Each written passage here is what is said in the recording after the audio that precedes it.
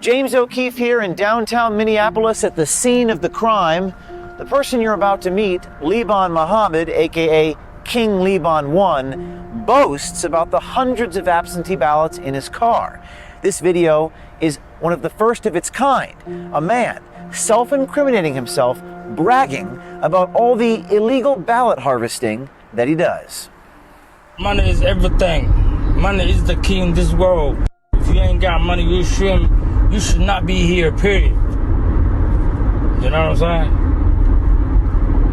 Lacag is everything. Campaign lacag baa wata. $200 iyo $100 oo waxa la ayada iyo awooga iyo aska soo qaadeen. You cannot campaign that. You gotta have an investment to campaign. You gotta have a fundraisers. You gotta have waxa la yiraahdo. You gotta have the whole team. Numbers don't lie. Numbers don't lie. Wajida gaariyaygu waa buuxaa. Waxaas waa absent ballot salka yaala. Soo ma jeedin. Fiiri, waxaas oo dhan soo ma jeedin. Waa buuxaa gaariyaygu. Waa buuxaa yaala. Waxaas kullu waa Jamaal Cusmaan way. Fiiri. 300 kaliya maanta soo dhacday oo Jamaal Cusmaan. Ya. Ciidamada hogaaminaysa Aamino maxaad leedahay? Waa lagu kala baxay Soomaa meesha. Aad weyn. waa jeneraal ciidamada hogaaminaysa weeye sida ay la socotaan yaa ilaahay haata shaqadu waa socotaa adeer saak 6 baan bilownay ilaahay haatana waa wadnaa waa noo jeedaa saacadana waa u jeedaan waa ay horeysa saacadayda oo bixinay 2 in the morning still hustling 2 in the morning still hustling. I think he was both Ilhan Omar and Jamal, but I think he was more with Ilhan Omar. My name is Omar, O-M-A-R, Jamal, J-A-M-A-L. I'm right now part of the Ramsey County Sheriff's Office, but also I'm the chair of the Somali Watchdog Group, and I have been involved in the community for the last 20 years. Omar Jamal is the latest brave Project Veritas insider to come forward and expose a voter fraud scheme in Minnesota that will shock you. Well, I want to be part of this investigation because of ongoing election fraud that we feel that we should bring to the attention of everyone. Therefore, chances are we can do something about it. When we spoke with Omar Jamal, he actually repeated our PV insider motto, be brave. Do something about it. Omar Jamal secretly recorded conversations with the players involved in the voter fraud scheme to expose the criminal behavior he says is victimizing his own community and the integrity of the election process.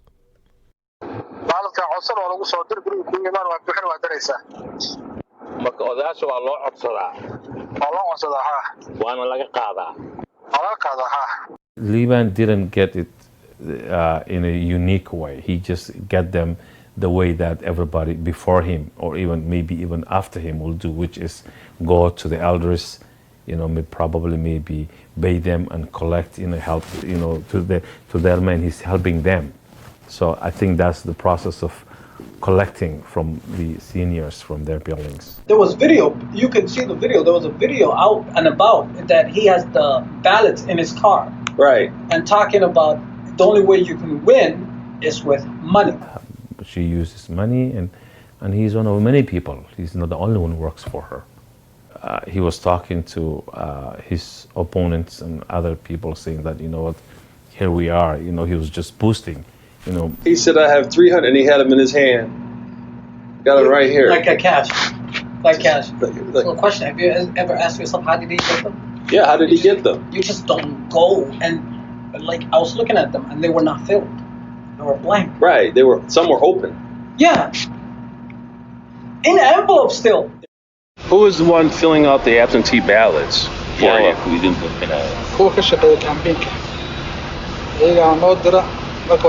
People who work with Ilhan Omar and other candidates work for them. Ilhan has a handful of people that work for her. They came to us to our apartments. And they tell us that this year you're going to vote for Ilhan. waxay ku leeyihiin absentee ballot aan ku sameynaa waan ku bixinaynaa form marka dalka ku soo dhacdo annaga haddana buuxinayna waa dirayna adiga guriga iska joog meesha ma aadaysid. You don't go nowhere, you stay home. We will go fill out for your absentee ballot. When it comes, we'll come and get it. You just not go nowhere, you stay here.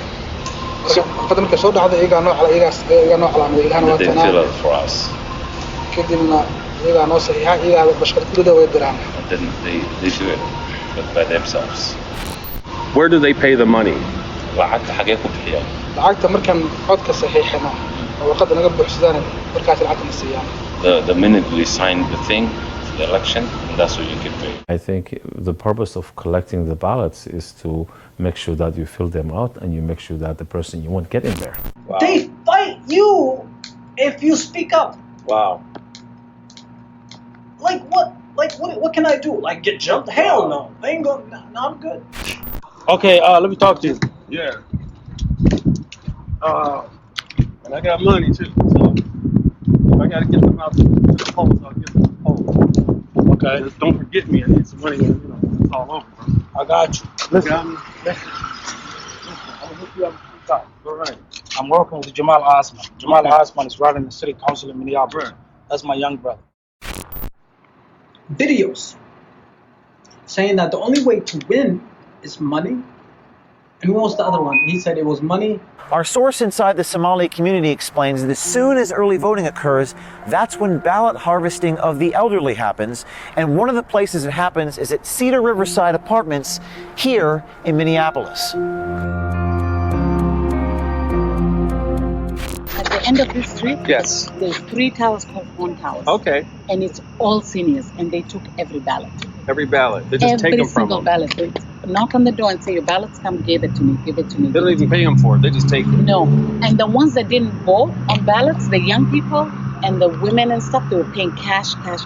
They were carrying bags of money the last 1 week here to drive people. And when you vote and they mark you off, then you get in the van, they give you a cash. lacagta waxaa keenay Ali Gani. The money was brought by Ali Gani.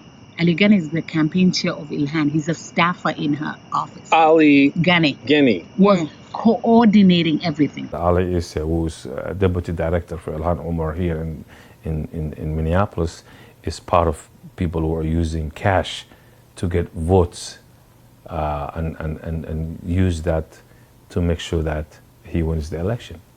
He's very active in the community and making sure that whatever it takes to get her elected by any means necessary. Based upon our undercover reporting, U.S. Congresswoman Ilhan Omar, also affectionately known as a member of the Squad, and her campaign may be behind one of the biggest voter fraud schemes in American history. But this time, we have it on tape.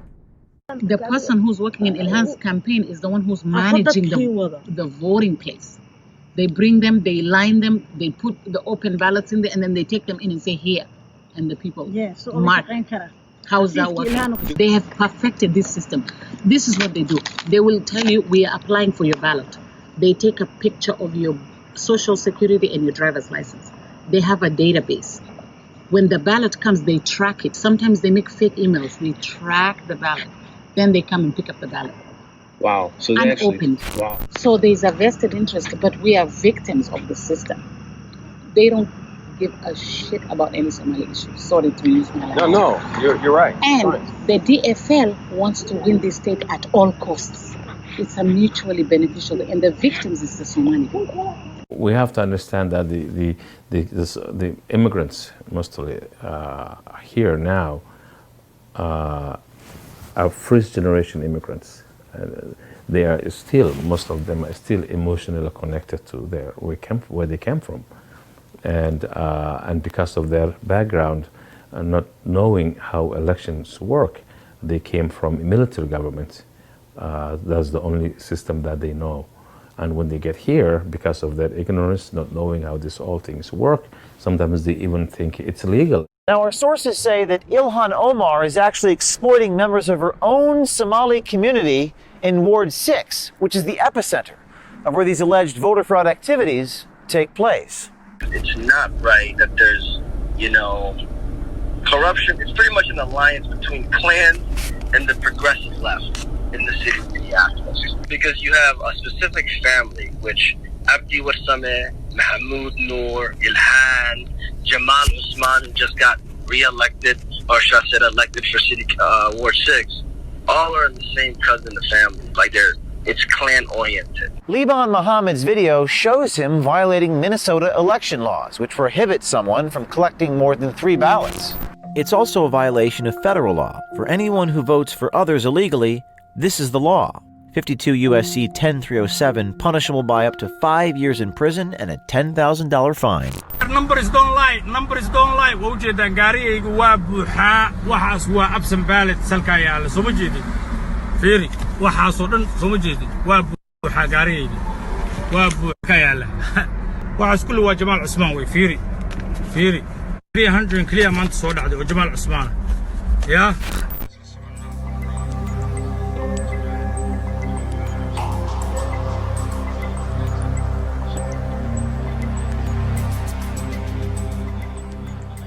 There was video. You can see the video. There was a video out and about that he has the ballots in his car. Right. And talking about the only way you can win is with money.